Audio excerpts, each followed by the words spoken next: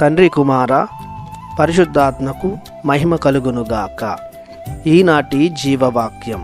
క్రీస్తునందు విశ్వాసము కలవారందరినీ దేవుడు తనకు అంగీకార యోగ్యులుగా చేసుకొనును, ఎట్టి భేదము లేదు. పౌలు రోమీలకు రాసినటువంటి లేఖ 3వ అధ్యాయము 22వ వచనము.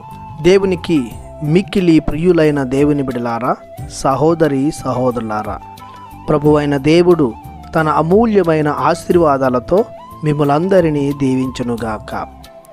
దేవుడు పక్షపాతము చూపనివాడు, ఎట్టి భేదములను ప్రోత్సహించని మహోన్నతుడు.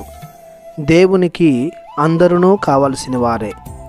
కులము, జాతి, భాష, తెగ, వర్గము, ప్రాంతము, రంగు, వర్ణమును అను భేదములు లేవు. ఇవి మానవులు సృష్టించుకున్నవే. దేవుడు మానవులందరినీ, ముఖ్యంగా తన నుండి దూరమైన పోయిన సమస్త మానవాళిని తన దగ్గరికి చేర్చుకోవాలనుకున్నాడు. అందుకే క్రీస్తు ప్రభువుని ఈ లోకానికి పంపియున్నాడు. దేవునికి అంగీకార యోగ్యులను చేసేది క్రీస్తు ప్రభువే. చెదరిపోయిన దేవుని రూపాన్ని, పోలికను, పరిశుద్ధతను మరల పునర్నిర్మింపగలవాడు క్రీస్తు ప్రభువే. క్రీస్తు తన శిలువ మరణం ద్వారా మానవాళి మీద తన తిరురక్త ప్రోక్షణ ద్వారా వారు కోల్పోయిన దైవిక గుర్తులను తిరిగి నిర్మించాడు.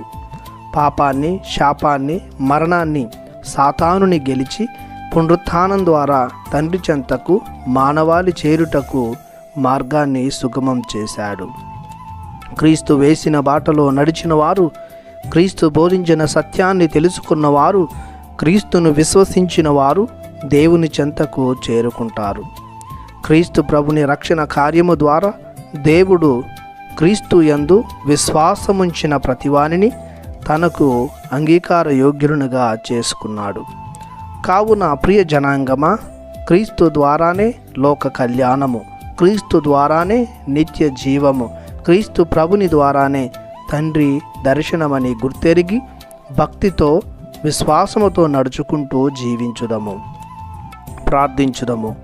దయగల మా దేవ, మమ్ములందరినీ అంగీకరించి మీతో జీవితాన్ని కలుగజేయుటకు మీ ప్రియ కుమారుని మాకిచ్చారు. ఆయన యందు విశ్వాసముంచి ఆయన చూపిన మార్గాన్ని ఎంచుకొని శాశ్వత జీవితాన్ని పొందుకొనులా దీవించమని మీ పరిశుద్ధ నామములో ప్రార్థిస్తున్నాము పరమ తండ్రి. ఆమెన్. దేవుడు మిమ్ము దీవించునుగాక. ఆమెన్.